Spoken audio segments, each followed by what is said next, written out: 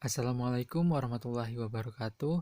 Halo teman-teman, pada kesempatan kali ini aku Habib Jamaluddin akan berbagi informasi mengenai ilmu pengetahuan bahan pada umbi suwek, umbi walur, dan juga umbi iles-iles.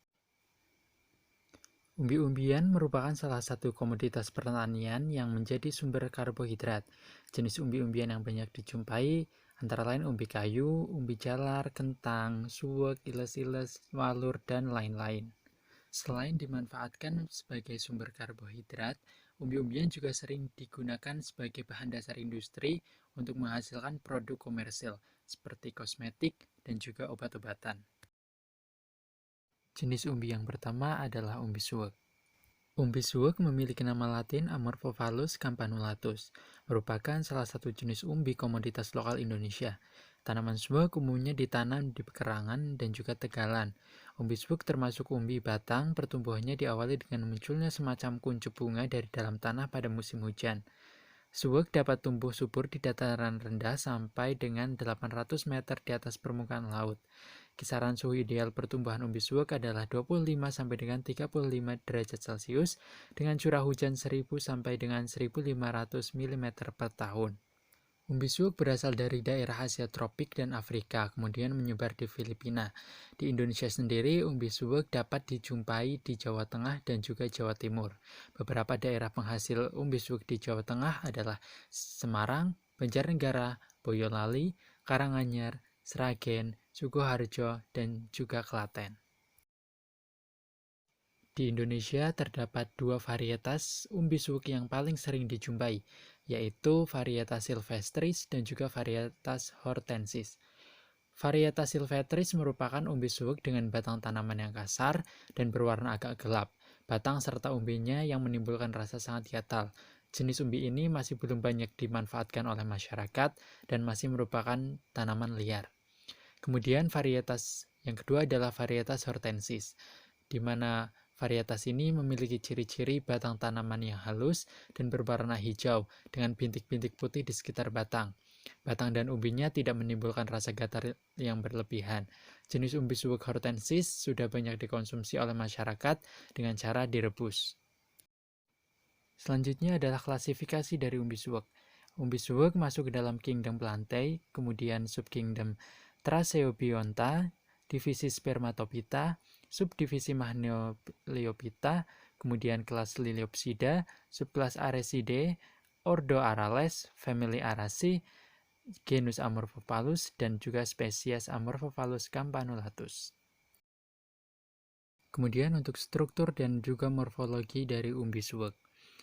Batang umbi suwek berwarna hijau dan memiliki bercak putih, kemudian daun menjari, bertepi rata, berujung lancip, dan berwarna hijau.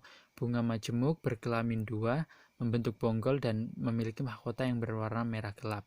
Kemudian untuk akar berwarna putih kotor dan berjenis serabut. Sedangkan pada bagian umbi memiliki ciri yang khas, berbentuk bulat, bagian atasnya berlekuk, dangkal, bekas tempat pangkal tangkai daun. Kenampakan umbi seperti mangkuk, batang dan umbi menyatu dengan batas-batas yang hampir tidak jelas. Kemudian karakteristik biologis dan fisiologis pada umbi suwek. Umbi suwek memiliki kulit yang berwarna coklat tua dengan daging umbi yang berwarna jingga kusam sampai kemerah-merahan dan memiliki ukuran yang dapat mencapai diameter 40 cm. Dengan bentuk umbi bundar pipih, diameter tinggi umbi bisa mencapai 30 cm dan memiliki bobot kurang lebih 5 kg. Umbi suwek memiliki kandungan air yang cukup tinggi, mencapai 82%, sementara kandungan patinya di bawah 30%. Berikut ini adalah komposisi kimia pada umbi suwek, di mana terdapat air, kalori, protein, lemak, karbohidrat, kalsium, fosfor, zat besi, dan tiamin. Pada diversifikasi pengolahan, umbi suwek dapat dijadikan sebagai tepung umbi suwek, di mana ini akan berfungsi sebagai pangan fungsional karena memiliki nilai indeks glikemik yang rendah.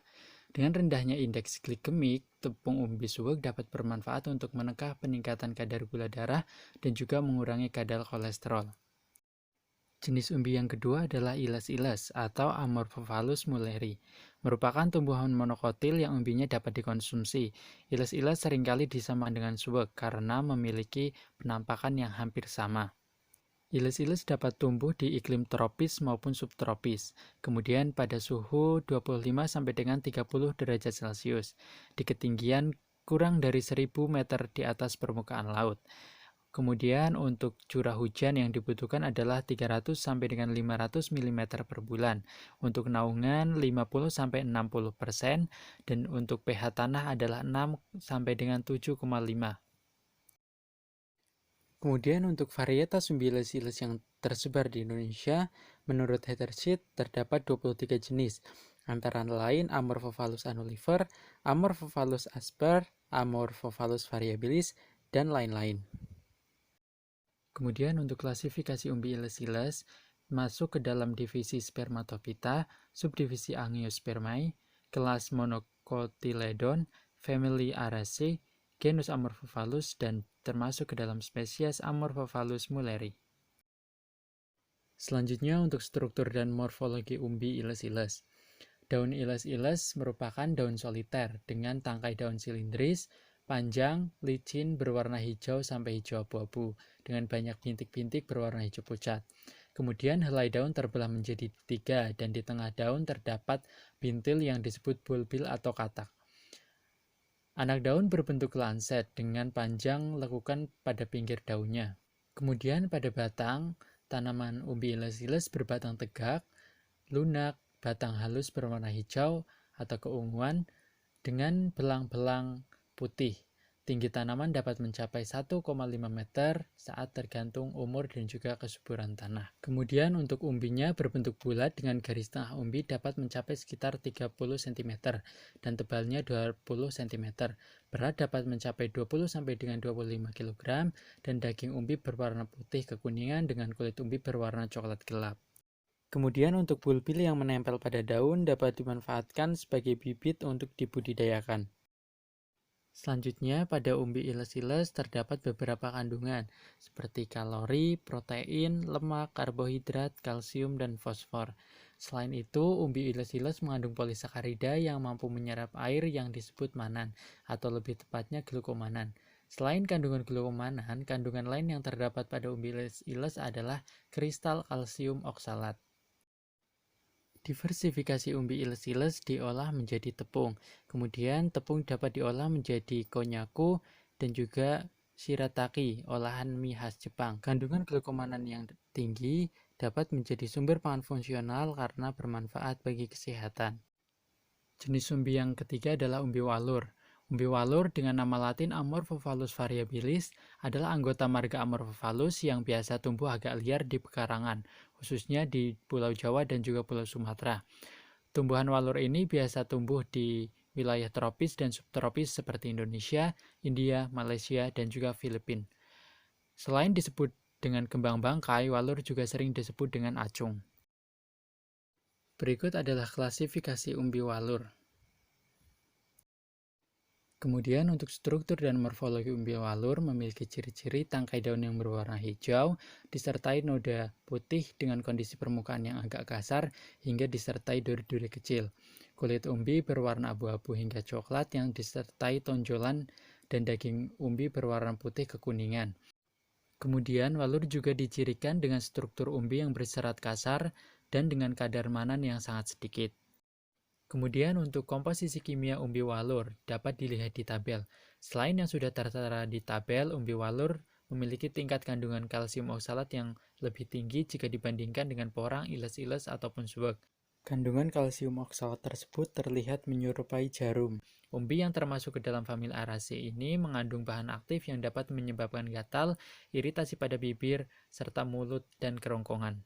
Diversifikasi umbi walur dapat diolah menjadi mie dan cookies.